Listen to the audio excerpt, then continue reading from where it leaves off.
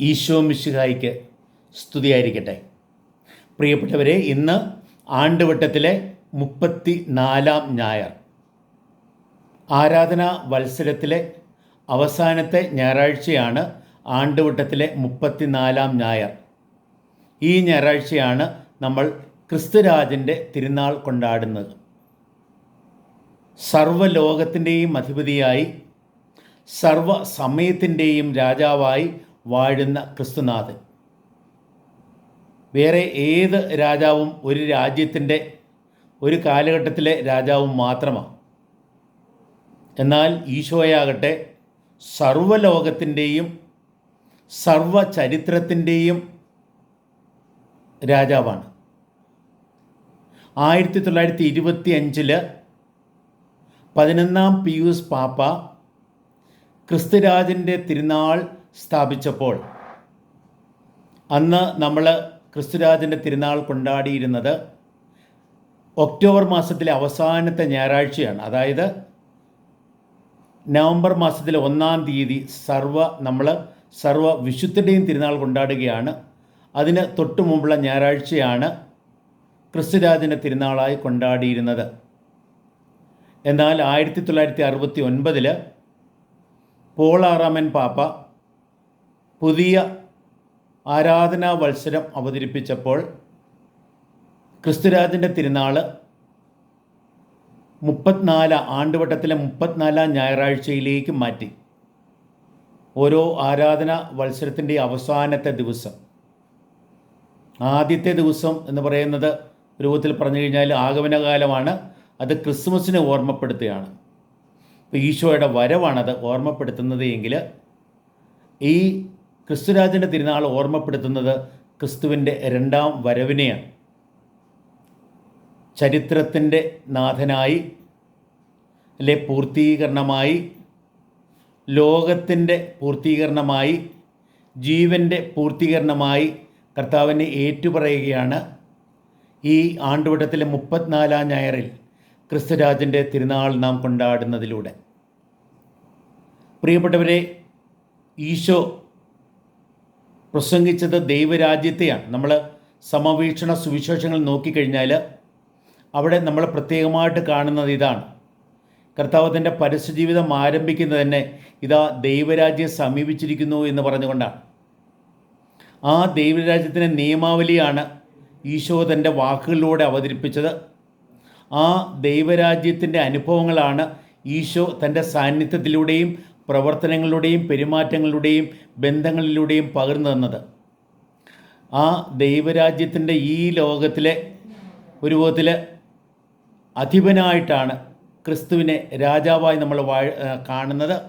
യോഹന്നാൻ്റെ സുവിശേഷത്തിൽ ആ ക്രിസ്തുരാജനെയാണ് പ്രത്യേകിച്ച് എടുത്തു കാണിക്കുക.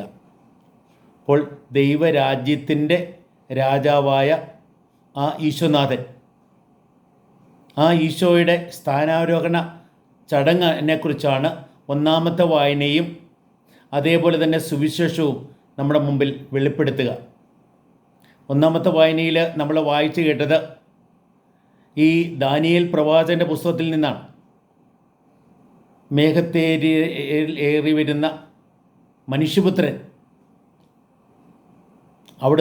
അവിടുത്തെ എല്ലാ അധികാരവും പിതാവായ ദൈവം ഏൽപ്പിക്കുന്ന നിത്യനായവൻ. ഇപ്പം നിത്യനായവൻ എന്ന് പറഞ്ഞാൽ പിതാവായ ദൈവമാണ്. ആ പിതാവിൻ്റെ പക്കലേക്ക് മനുഷ്യപുത്രൻ ആനയിക്കപ്പെടുകയാണ്.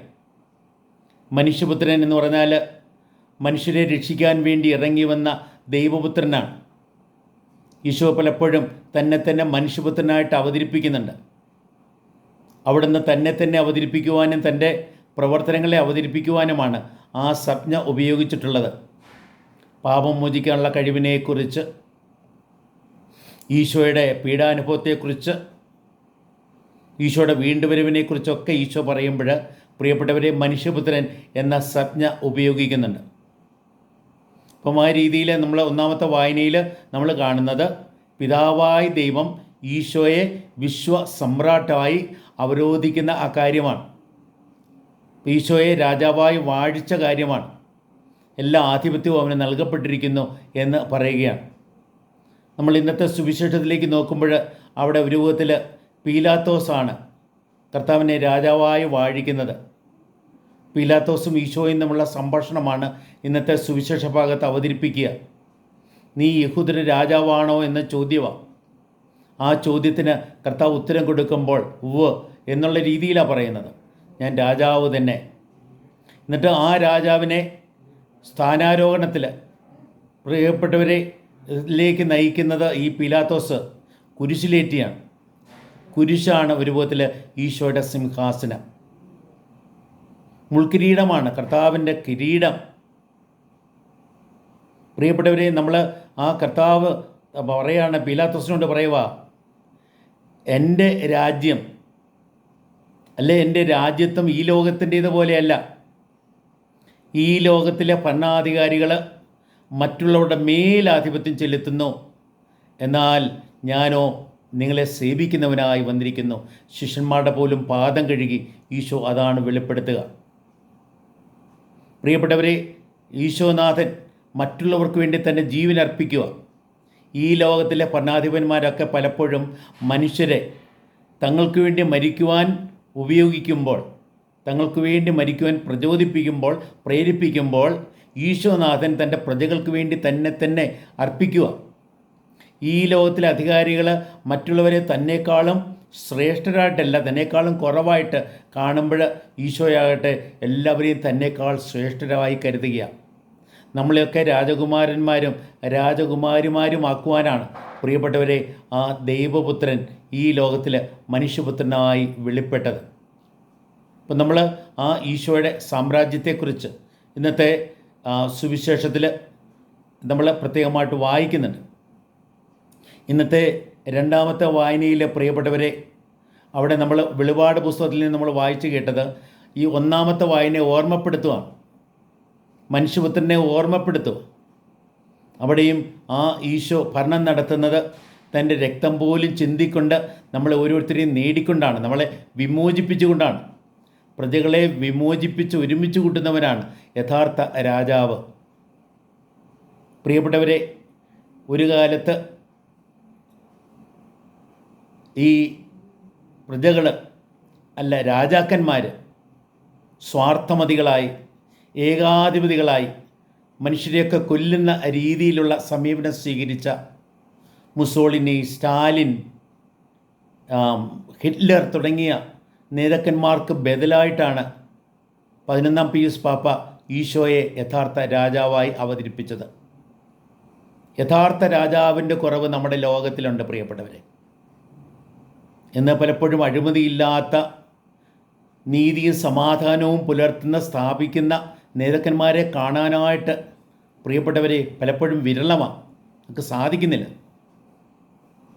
അവിടെയെല്ലാം ഈശോ യഥാർത്ഥ രാജാവായി, യഥാർത്ഥ നേതാവായി നമ്മുടെ മുമ്പിൽ വെളിപ്പെടുക. പ്രിയപ്പെട്ടവരെ, ഈശോയുടെ വാഹനം ഇമ്പാല കാറല്ല, ഈശോയുടെ വാഹനം ഒരു കഴുതക്കുട്ടിയാണ്. ഈശോയുടെ നിയമാവലി സ്നേഹത്തിൻ്റെ നിയമാവലിയാണ്. മനുഷ്യരെ ഒതുക്കുന്ന, നിയന്ത്രിക്കുന്ന, അടിമപ്പെടുത്തുന്ന നിയമവ്യവസ്ഥതയല്ല. സ്നേഹത്തിൻ്റെ, വിമോചനത്തിൻ്റെ, സ്വാതന്ത്ര്യത്തിൻ്റെ, സമാധാനത്തിൻ്റെ, സന്തോഷത്തിൻ്റെ, നീതിയുടെ, പ്രിയപ്പെട്ടവരെ ആ മൂല്യങ്ങളെ ഉയർത്തിപ്പിടിക്കുന്നതാണ് ഈശോയുടെ നിയമാവലി. നമ്മൾ ഈ മത്തായിയുടെ സുവിശേഷമില്ലേ, മത്തായിയുടെ സുവിശേഷത്തിൽ നമ്മൾ ഈ ദൈവരാജ്യത്തെ പ്രത്യേകമായിട്ട് മത്തായി അവതരിപ്പിക്കുന്നത് 5 പ്രഭാഷണങ്ങളിലൂടെയാണ്. അതിൽ ഒന്നാമത്തെ പ്രഭാഷണം മലയിലെ പ്രസംഗമാണ്, അതാണ് ദൈവരാജ്യത്തിൻ്റെ നിയമാവലി. രണ്ടാമത്തേത് അപ്പോസ്തല പ്രഭാഷണമാണ്, അത് 10-ാമത്തെ അധ്യായത്തിൽ നമ്മൾ കാണുന്നുണ്ട്. അത് ഈ ദൈവരാജ്യത്തിൻ്റെ മുന്നോടികളാണ്, അല്ലെ പ്രവർത്തകരാണ്. നമ്മൾ അത് കഴിഞ്ഞിട്ട് കാണുന്നത് ഉപമ പ്രഭാഷണമുണ്ട് 13-ാമത്തെ അധ്യായത്തിൽ. അത് ദൈവരാജ്യത്തിൻ്റെ സ്വഭാവം എടുത്തു കാട്ടുന്ന ഉപമ പ്രഭാഷണമാണ്. ഉപമകളിലൂടെ ആ ദൈവരാജ്യത്തിൻ്റെ സ്വഭാവം വെളിവാക്കുക. 18-ാമത്തെ അധ്യായത്തിൽ 4-ാമത്തെ പ്രഭാഷണത്തിൽ പ്രിയപ്പെട്ടവരെ അവിടെ നമ്മൾ എന്താ കാണുന്നറിയാവോ? ശുശ്രൂഷ അല്ലെങ്കിൽ വിശ്വാസ ശിഷ്യത്വ പ്രഭാഷണം. അവിടെ ഈ ദൈവരാജ്യത്തിൻ്റെ ജീവിത രീതിയാണ് അവിടെ അവതരിപ്പിക്കുക, ക്ഷമയുടെ ജീവിത രീതി. എന്നിട്ട് ഈ ദൈവരാജ്യത്തിൻ്റെ പൂർത്തീകരണം അവതരിപ്പിക്കുന്നതാണ് 5-ാമത്തെ പ്രഭാഷണം. 23, 24, 25 അധ്യായങ്ങൾ കാണുന്ന യുഗാന്ത്യ പ്രഭാഷണമാണ്. പ്രിയപ്പെട്ടവരെ, യുഗാന്ത്യത്തിൽ വരുന്ന ഒന്ന് അല്ല, പിന്നെയോ എന്നും നിലനിൽക്കുന്ന ഒന്നാണ് ഈശോയുടെ സാമ്രാജ്യം, ഈശോയുടെ രാജ്യം. അത് എല്ലാ മനുഷ്യ ഹൃദയങ്ങളിലുമുണ്ട്. എവിടെയൊക്കെ സ്നേഹം നിറഞ്ഞിരിക്കുന്നോ ആ ഹൃദയങ്ങളിൽ ദൈവരാജ്യമുണ്ട്. ഏത് കുടുംബത്തിൽ സ്നേഹവും ഐക്യവും പുലരുന്നോ ആ കുടുംബത്തിൽ ദൈവരാജ്യമുണ്ട്. ഏത് സമൂഹത്തിൽ പരസ്പര കരുതലും ശുശ്രൂഷയും നിലനിൽക്കുന്നോ അവിടെ ദൈവരാജ്യമുണ്ട്. നമ്മൾ ഏത് സമൂഹത്തിൽ, ഏത് രാജ്യത്തിൽ പ്രിയപ്പെട്ടവരെ നീതിയും സമാധാനവും പുലരുന്നോ അവിടെ ദൈവരാജ്യമുണ്ട്. ആ ദൈവരാജ്യം വിത്തുപോലെയാണ് തുടങ്ങുന്നത്. പക്ഷേ അത് വളർന്ന് പൊട്ടിമുളർന്ന് വ്യാപിക്കും, എല്ലായിടത്തും വ്യാപിക്കും, എല്ലാത്തിനെയും ഉൾക്കൊള്ളും. ഈശോയുടെ സ്വപ്നം അതായിരുന്നു, ഈ ലോകം മുഴുവനും ദൈവരാജ്യമായി മാറണം. ദൈവം ഭരണം നടത്തുന്ന ഇടമാണ് ദൈവരാജ്യം. ദൈവേഷ്ടം നിറവേറപ്പെടുന്ന അവസ്ഥയാണ് ദൈവരാജ്യം. ദൈവത്തിൻ്റെ സ്നേഹവും സന്തോഷവും സമാധാനവും കളിയാടുന്ന ഇടമാണ് ദൈവരാജ്യം. ആ ദൈവരാജ്യം പ്രിയപ്പെട്ടവരെ നമ്മുടെ ലോകത്തിൽ മുഴുവനും നിറയണം. നമ്മൾ എവിടെയാണോ അവിടെയെല്ലാം ആ ദൈവരാജ്യത്തിൻ്റെ പ്രവർത്തകരായി, ആ ദൈവരാജ്യത്തിൻ്റെ പ്രജകളായി നമ്മൾ ജീവിക്കണം.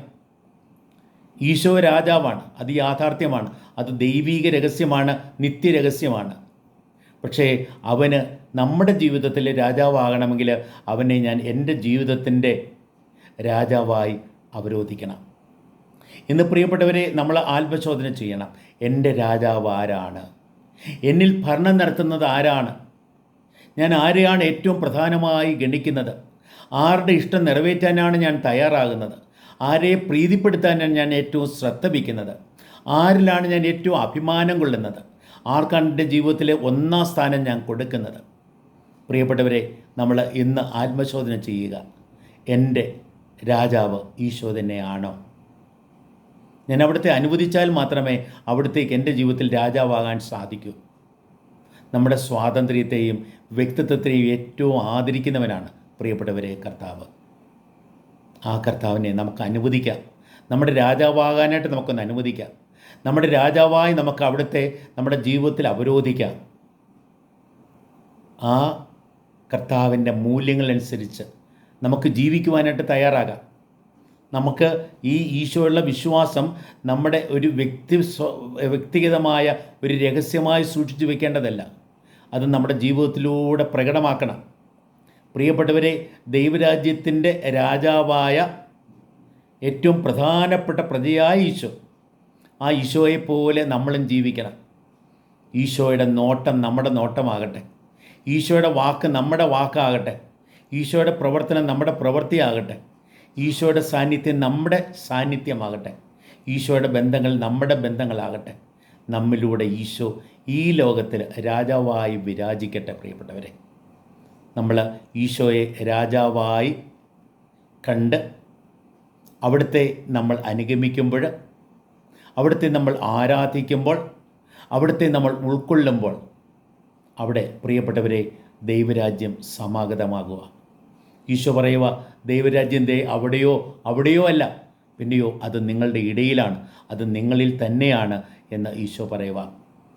നമ്മളിൽ ഈശോ രാജാവായി എന്നും വാഴട്ടെ. നമ്മുടെ ഈ ദിവ്യകുർബാനയിലൂടെ പ്രിയപ്പെട്ടവരെ ആ രാജാതിരാജൻ നമ്മുടെ ജീവിതത്തിലേക്ക് കടന്നു വരിക.